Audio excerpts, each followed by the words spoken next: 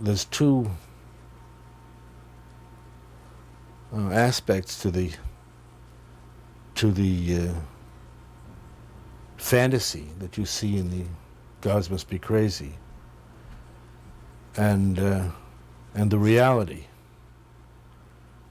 The first comparison is between the fantasy that you see in the Gods Must Be Crazy and the reality of hunting and gathering as a way of life.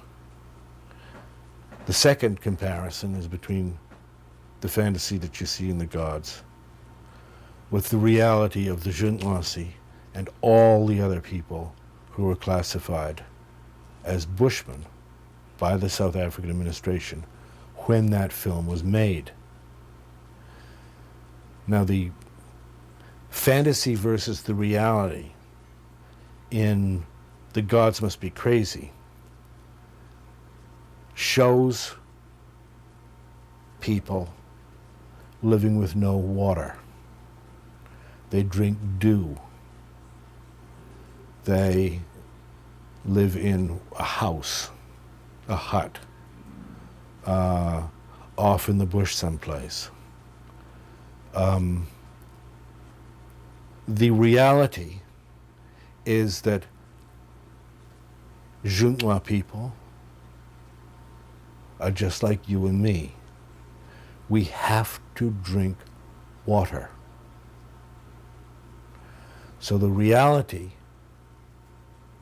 of the hunting and gathering life is that it was based on permanent sources of water. And where people set up their villages and where they lived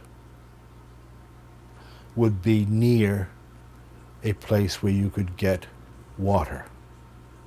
Now, you can live on roots, water roots, melons,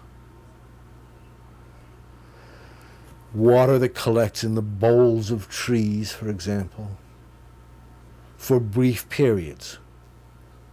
You can do an arabesque, you can hold an arabesque of endurance